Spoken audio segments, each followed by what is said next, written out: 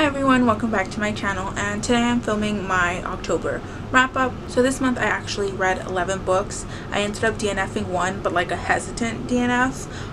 This month I also only read one like physical book. I read some ebooks, I read some e-arcs, and I listened to a lot of audiobooks. I think this is like the month where I've read like the least physical books. I don't know why that is. So that's pretty much all I have to say to preface this video. So the first book that I finished this month was Peril by Jim Butcher. I think this is the third book in the Dresden Files series. It's a very popular urban fantasy. I feel like I've talked so much shit about this series, and it's like, granted, it's like very valid stuff that I'm critiquing because other people have talked about it before, but I want to say that like it's still really interesting. I still find some of the writing kind of humorous. But anyways, the series is about a wizard detective who lives in Chicago, and occasionally he gets involved in some sort of mystery. Sometimes he gets invited to solve like a case by a friend who works with the Chicago Police Department. Yeah, so he's a wizard detective, and a lot of times his cases have to do with supernatural, paranormal elements. Each book follows like a different case. It's pretty much it. I've heard that this specific book is kind of where like a larger story really starts to like unravel. This is also where it kind of like gets better, or so I've heard. And to some degree I'll say, yeah, like I think the story was handled better. It was more intriguing for me. I thought the way everything played out was pretty good. I wasn't getting super lost. The one thing that everyone kind of complains about, and I agree, is like this male gaze that our main character Harry has. He loves to look at women and likes to comment on their bodies and talk about how beautiful they are. They could be this close to like killing him, and he still has to talk about how stunning they are.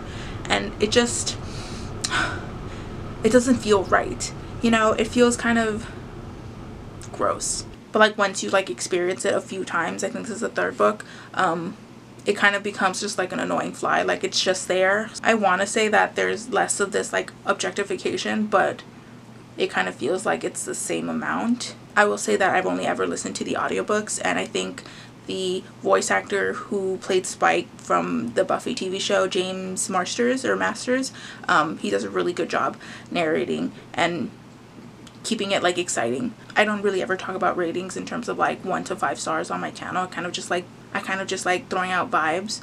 Like this is a very standard kind of urban fantasy. Maybe it gets much better. It's fine for what it is, and I'm entertained enough to continue. So after that I read another installment of a like urban fantasy series that I've been reading for a while, and it's the 5th or 4th book in the Mercy Thompson series, and that is Bone Cross by Patricia Briggs.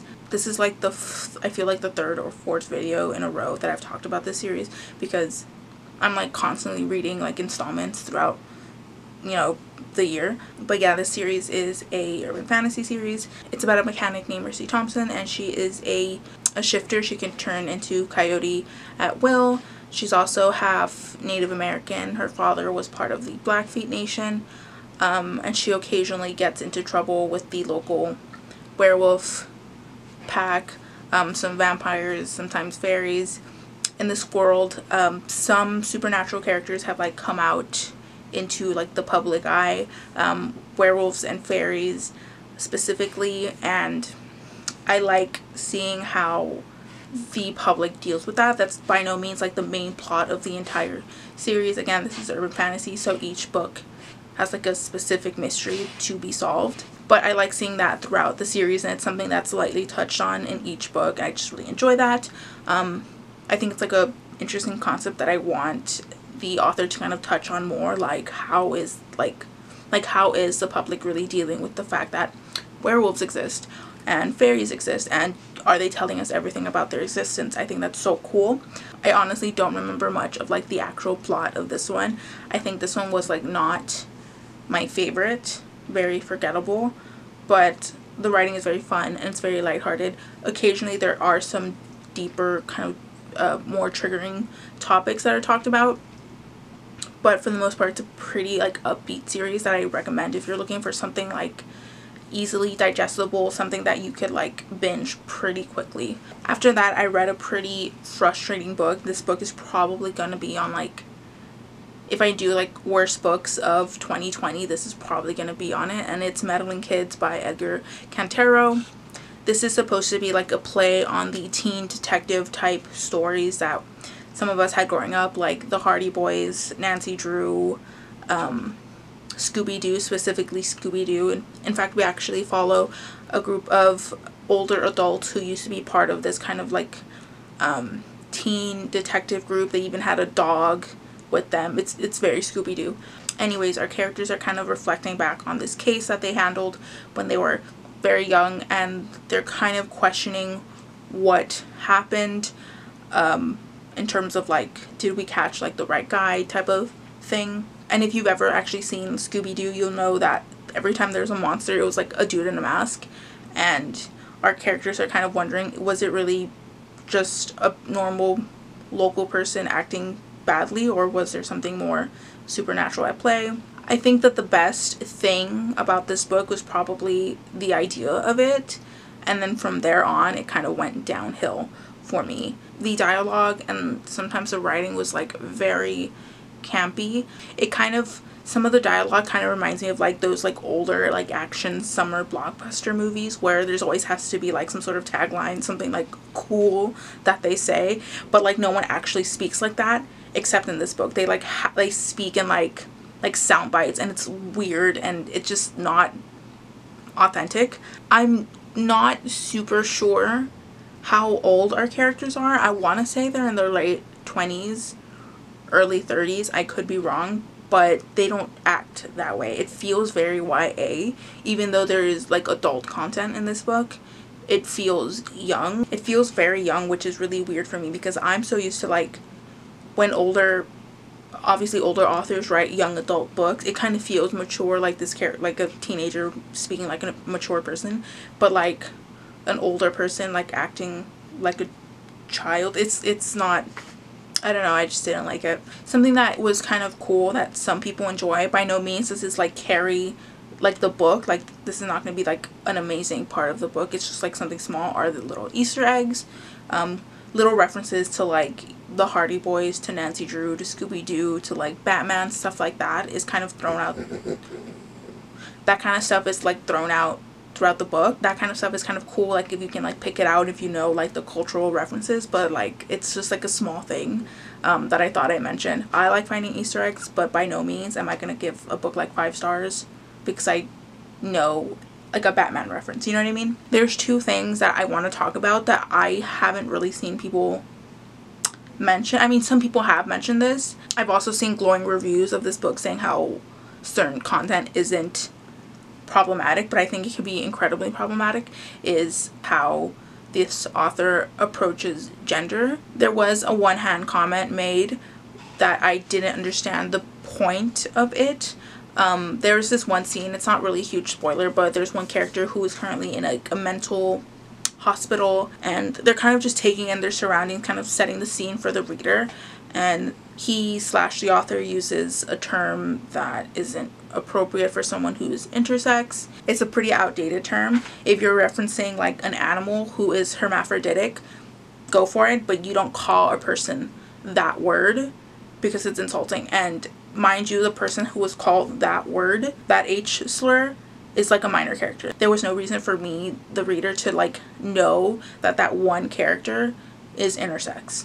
You know what I mean? They literally came out for 2 sentences and then our main character was like moving on. It just didn't make sense, and I just thought I'd throw it out there that there was a slur that was like casually used. And also don't even know why this character specifically would know that that other patient, because they're both patients in the same hospital, is intersex. That's like a private thing that maybe they shared, maybe they didn't. Again, this was a minor character that came out for 2 sentences. Pretty gross. I don't know. I just, like, as soon as I read this, which is pretty early on in the book, like, what's like the word, like my back was up, like I was like ready for something else to go down, and then something did go down. What I'm going to talk about next is like spoiler for like the big bad at the end, so you might want to skip ahead if you don't want to hear like the ending, obviously, but I think this part is pretty messed up.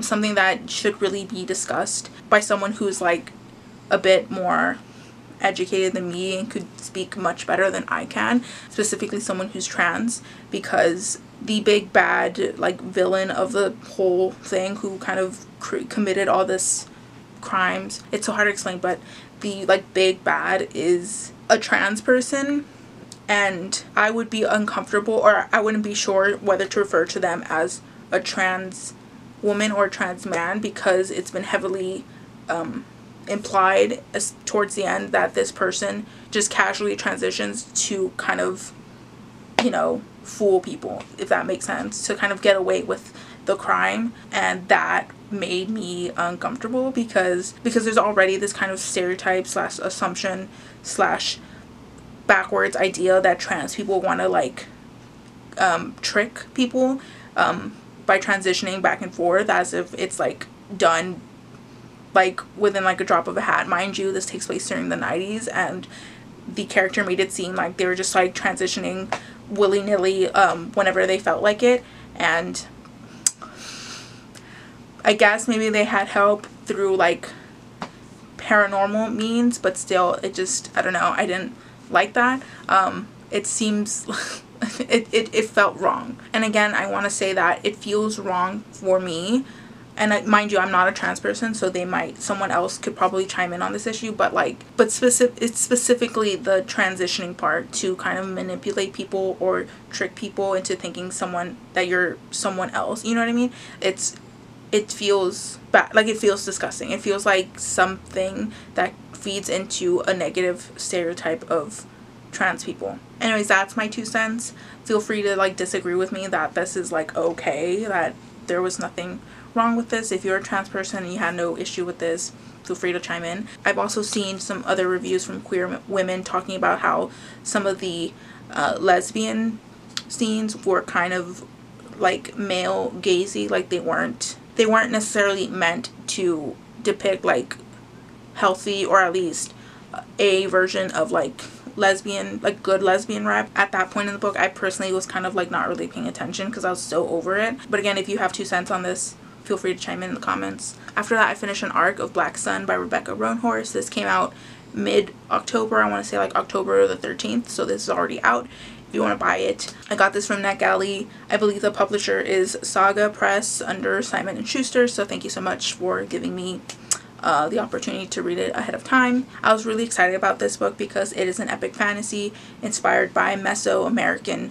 pre-Columbian cultures, so like specifically like the Maya people. That's a huge inspiration for this book. I thought it was really fun. I thought it was a great start to a story. It's very good. It's not like a 5-star read for me, but I still 100% recommend it if this is something that you're looking for, if you want to branch out of like your standard like Western European inspired fantasy. I think the summary that the publishers are using isn't doing this book justice, because I think the summary only touches on 2 of the characters, even though this book is very much focused on 3. One of our storylines here is about a woman who's kind of like siren-esque. She has her own, she's part of a smaller minority group called the Teak, but her powers, or her character, is very siren-like, and she's the captain of a ship. Her name is Shiala, and she's approached by a merchant lord asking her slash hiring her to transport one of our other main characters from one city to another. She's told that he's harmless, that don't worry about it, like it's just get to point A to point B, easy money,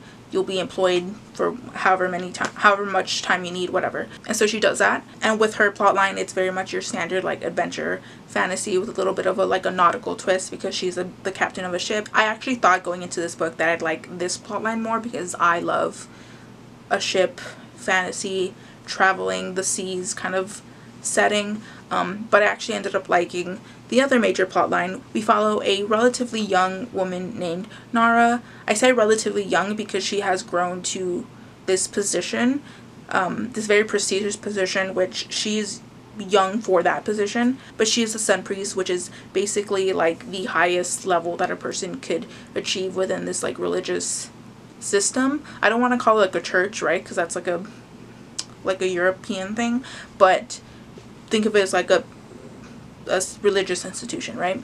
She's a sun priest, which means that she like reads the stars and can kind of divine a person's future, their fate, that type of thing, which is very much something that was part of like the Maya culture. So that was immediately something that I picked up on. I studied Maya archaeology when I was in university, so this was like, it felt really refreshing for me to read. Nara is a sun priest, and she really wants to kind of give like a makeover to this religious group. This is like the major religion of this country. Recently they've had some kind of they made some bad choices before Nara was in power, and now that she is in power, she kind of wants to like get more respect for the group, kind of show that they're not bad people, that they just want to like read the stars or whatever, bring about like a new era for this religious group. Unfortunately for her, a lot of her peers are kind of working against her. Some people are plotting behind her back, some people are plotting right in front of her face. It's like really politically, like there's a lot of political intrigue, and it was really great. I love this. There was like not a lot of action with this specific storyline, but I was very anxious reading it because it was so well done. I didn't know that Rebecca Roanhorse could do this kind of political intrigue. I've only read her Trail of Lightning, which I really enjoyed, but this was like subtle, but I was really anxious either way. So right off the bat, you have like your standard like adventure with Shiala and the man that she's escorting, who's our other main character, and then we have like a political intrigue story, which is my favorite part of the story. There are some LGBT themes that I want to just quickly mention. Our main character Shiala, she's part of a race called the Teak, and they are sexually pretty free, and she's almost treated kind of like a minority, kind of second-class citizen, which is really unfortunate. She's pretty open about the fact that she prefers to be with other women. Doesn't mean that she's like a lesbian. I would say that queer would probably be the best term for her if she had to choose one. Also, Nara, our sun priest character, has a love interest who goes by, I hope I'm pronouncing it correctly, but Z and Zir.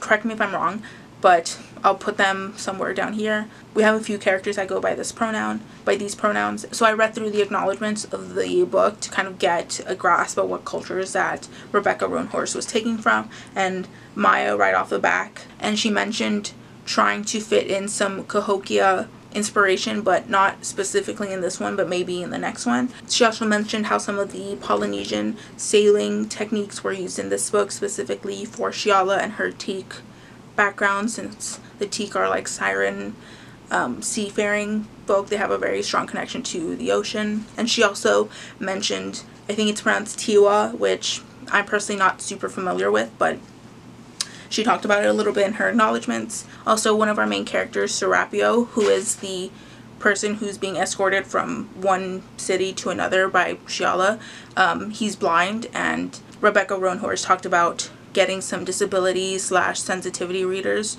I'm obviously not blind or hard of seeing, so I can't talk about how well that representation was done, but I just thought I'd throw that out there. But overall, it was a really good story. I really enjoyed it. I think it's great. It's something that I haven't really read before, again, because it's inspired by Mesoamerican cultures. I would recommend this to like everyone who's looking for something fresh. So after that, I read Felt Future by Elise Kova. This is the third book in the Vortex Chronicles series that I've talked about a few times on my channel. This is like a sequel series to Air Awakens, another series that she's also written. It's kind of hard to explain the summary of this series without really touching on Air Awakens if you haven't read it, but essentially we follow a young princess named Vi, and Vi hasn't grown up with her father or her mother, the king and queen. She's never met her twin because of reasons from the previous series. She's kind of been raised in another part of the country. They don't really like the capital and what her family stands for. There's just like political issues that were touched upon in Air Awakens. Yeah, she basically has kind of been an outcast in the part of the country that she's grown up. In this world, people have elemental abilities, and she is supposed to grow into those abilities at the start of the first book. And when she finally does, they are not like the standard elemental abilities like fire, water, air, earth. They are something completely different. And that's pretty much all I can say. The summary itself sounds kind of dull, and unfortunately up until maybe the midpoint of the third book, the one I'm currently reviewing, it has been pretty dull. I feel like the first 2.5 books can kind of be characterized as a build-up. I feel like you don't really get payoff reading a single book. I even wrote down in my notes that if this was like one giant story, like one giant tome just put into one, it might feel or read better, because just reading one at a time, I don't know, it's just like not doing it for me. There's always something towards the end of each of these books 1, 2, 3, because that's the only ones I've read, that makes you want to continue. Also, I obviously loved Air Awakens. That was probably one of my favorite YA like fantasy series of all time, so I'm a little biased. Other than like a few key moments in each book, I'm not getting like a huge payoff. It feels like a very basic read that I otherwise wouldn't normally continue, but again, I have my biases, so that's why I've gotten up to this point. And I do feel that like the second half of book 3 finally has some more momentum into the next parts or the next installments of the series. I've talked about how much of a letdown the series has been for me personally. I know other people love it. At least Kova has some diehard fans. That's great. But I don't know, this one's just not doing it for me, which is unfortunate, because I really loved Air Awakens. So after that, I read The Hand on the Wall by Maureen Johnson. This is the third book in the, Truly Devious series. It's a YA mystery about a young girl named Stevie who's very much into true crime, and she applies to go to this school with the intention of solving this mystery that had taken place at this school. So yeah, she gets accepted to the school in book 1, and she wants to solve this crime that took place in the 20s, or was it the 30s? Either way, older period, decades ago, that was never properly solved, and Stevie really wants to be the one to solve it and prove that she is, you know, a detective in her own right. At the same time, some stuff goes down throughout the series, and Stevie gets involved in that as well. So the crime that she like initially wants to solve is this like kind of crime of the century with a huge like cult-like following about the owner or the original founder of the school. His wife went missing, as well as his daughter, and no one ever found out what happened to them. And throughout the book we see what happened to them. I really did enjoy the flashback scenes. I thought those were really well done. But in terms of like the contemporary mystery that is also kind of plaguing the school, the bad guy or the person behind it was a little predictable early on into the book. I think the author gave a little too many hints as to like who committed the crime. Like if you don't like being spoiled before like the huge reveal, then you might be disappointed with the ending. But overall, like the mystery itself was pretty well crafted. It wasn't a total like one-to-one situation. Like he did it because he was jealous. Like that's a very simple understanding of the crime, but there was a lot of layers, a lot of people were involved, and I love that. The one thing about the series that I could never get behind, and I will go down to my grave talking about how terrible the love interest is. He is the absolute worst. He's kind of one of those, I don't want to use the word like bad boy, he's more of just like an annoying boy that, you know, when like you're really young and your parents tell you like that boy, he pulls on your hair because he likes you, but like at the end of the day he's still kind of treating you like shit. That's kind of like this guy, right? I don't understand why Stevie's like in love with him. His name is like David or something.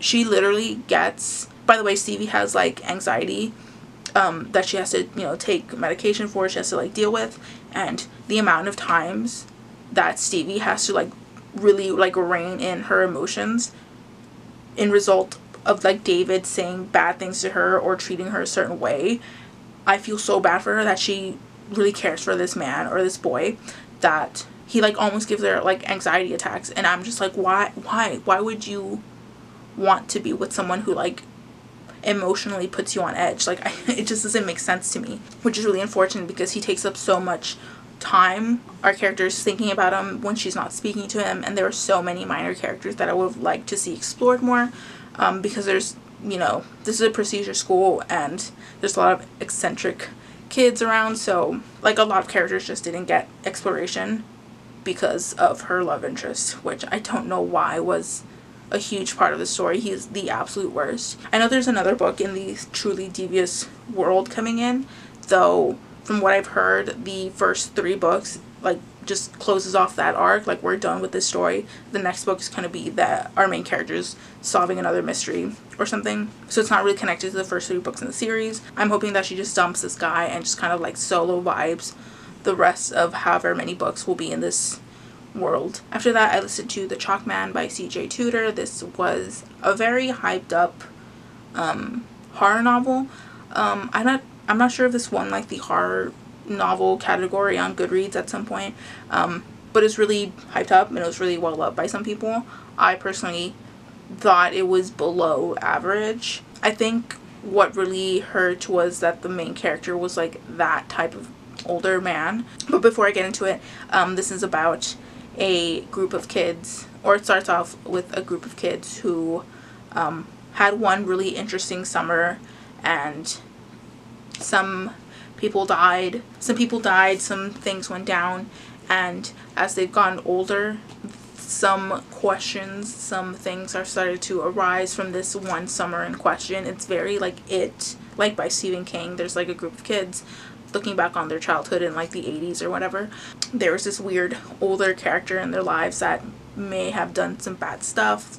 The Chalk Man. That's kind of all I can say. It's super vague, but it's a horror mystery, whatever, so you probably don't want to be spoiled. But yeah, I think the main reason why I couldn't really vibe or connect with this book is that like the main character that we're reading from is like that older man who like hates technology and like hates all millennials, or maybe that was like the purpose to kind of like make him that character. Like, that's the author's intention, but I just don't like reading from that perspective. It's so annoying. Like, if I don't have to already deal with like annoying older like baby boomers talking about that to my face, like I don't want to read about it, you know. The story itself felt weird for me because I couldn't really pinpoint what direction the author was going for. I thought, reading from like the first few chapters, I was like, why is this a horror novel? It just feels like Small Time Secrets. But then there's this weird like ghost element, seeing the past, weird stuff. There was like murders going down. At some point during the end, there was like a slasher vibe that I was getting, and I don't know. I know that a lot of authors can like put together these genres pretty well. I just didn't feel like the author put together this book really well. I didn't really like it. There was really no like emotional attachment that I had to any character. There's maybe one character I cared about, but she was minor. Some of the triggers that I picked up on, though I'm sure there are more that maybe I forgot, but death of a pet was one that emotionally took me out. Sexual assault, rape, a lot of talks about abortion. So those are the ones that I would warn you about. I'm sure if there are others, I would look on like Goodreads and stuff. Is this horror? I don't know, but what I do know is I didn't like it. After that, I read Lady Smoke by Lars Sebastian. This is the second book in the Ash Princess trilogy, which I really enjoy. I was really worried that I wasn't gonna love this one as much because in the first book, where the setting is like this kingdom, this castle that our character is kind of like maneuvering, and she's making sure that no one's kind of plotting against her, it feels appropriate. In this book, there's a different setting. She's not in the same castle anymore, so I was like worried that we weren't going to get that same political intrigue that I really enjoyed in the first book, but we did, so I was happy about that. We got to see some of these minor characters shine a little bit more, which I really enjoyed. I really like Eric, who is like a big important part in like liberating our princess, which I totally forgot to mention the plot of the story. Okay, so our main character, Theo, is a princess, and her mother was the ruler of this kingdom. Unfortunately, this other kingdom attacked her kingdom and took over, killed her mother, and she's now essentially a political prisoner. Kind of people mock her. She's given the Ash Princess title to like make fun of her. It's pretty not a good situation for her. She has to constantly kiss up to the man who like ruined her life. It's like pretty bad. And the entire plot of the series is to like get back her country that she deserves. There's also some elemental abilities here as well. We got to see some minor characters shine. Really enjoyed that. In this book, because our character has kind of assumed or really accepted that she's a queen because her mother died, so technically she is a queen. So many people are trying to like tell her how she should behave, or try to put her in a box of what a queen is and what a queen isn't, and she herself has trouble deciding what to do because her only idea of a proper queen is her mother, and her mother died when she was really young, so she's kind of like character wise still trying to find out who she is with this new title as queen. So again, a really good character work here. I think there's amazing character work in the first book as well. One thing that I thought was dealt with in the first book was this love triangle, but it's back, and I don't know how to feel about it because I'm not super invested in either of the men. I was actually interested in someone else, but it turns out that he's like not straight, so whatever. Yeah, I'm not really interested in any of the guys that are like interested in her. I like one slightly more than the other, but again, don't really care. I would honestly prefer if she was just single, but hey, that's me. Really enjoyed the series. It's kind of never talked about, so I'm glad I like kind of went out on a whim and just like picked it up on my own. After that, I finished like the only physical book that I read this month, and that was Night Film by Marisha Pessl. This is also a book that a lot of people really liked. It's also incredibly long for a mystery. It's like almost 600 pages. I guess it's mystery thriller, but this book follows a kind of disgraced reporter who is investigating the death of this young woman who apparently committed suicide. This young woman's father is this very like reclusive director who has this like huge underground following. He used to be with like, you know, a major production company, but his films are too like edgy, so he kind of releases them like underground and like secret like New York showings, and everyone thinks he's like the god of like directing, and it's all very pretentious. But yeah, he's investigating this crime, this death, and it's pretty thrilling in some parts. This is also a book that I really disliked. I can see why other people like it, but it just read really pretentious to me, and I was annoyed 75% of the time I was reading it. It's weird because most of these characters, obviously other than like the director character, that isn't really ever, like, we don't actually meet him because he's like, again, a recluse. Like, all these characters aren't inherently pretentious, right? We have a disgraced reporter who's like garbage, like a garbage person, I guess. We have a young woman who wants to be like a Broadway star, and then we have another kid who's like a trust fund baby who like misbehaves. So they're not like, they don't have pretentious personalities, but I don't know why, but like it feels like the way the author's writing them and the way the author's writing the story, it just feels cool, right? Like too cool for school. It just left a bad taste in my mouth. I couldn't, it just felt annoying. It does start off pretty well though, like in terms of like mystery thriller. It really gets you. It's really edgy, and it's like really addicting to like continue on. Yeah, that's pretty much like all the good parts for me. Like a lot of the stuff that happened here seems pretty far-fetched. Like, I know this is mystery thriller and like it's fiction and we can like suspend our disbelief a little bit, but like, you're telling me that this director who worked for like a major production company, specifically I think it was Warner Brothers, like no one knows what he looks like. He's like hidden all the time, and he has these big films.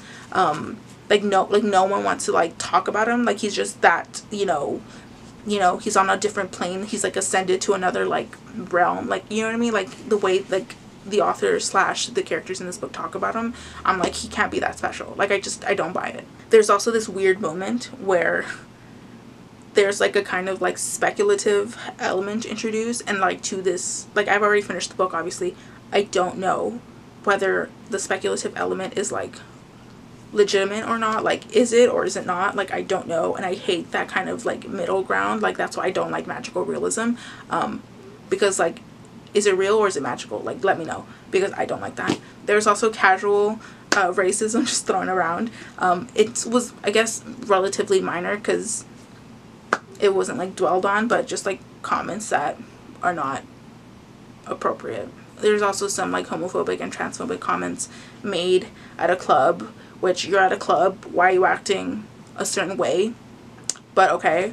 After that, I read Famine by Lara Thalassa. This is the third book in the Four Horsemen series. This is a dark romance series about the four horsemen who have come to Earth to, you know, destroy it. Each book follows a different horseman. This one we're following Famine, and each one they fall in love with like a mortal woman. Cheesy, yes.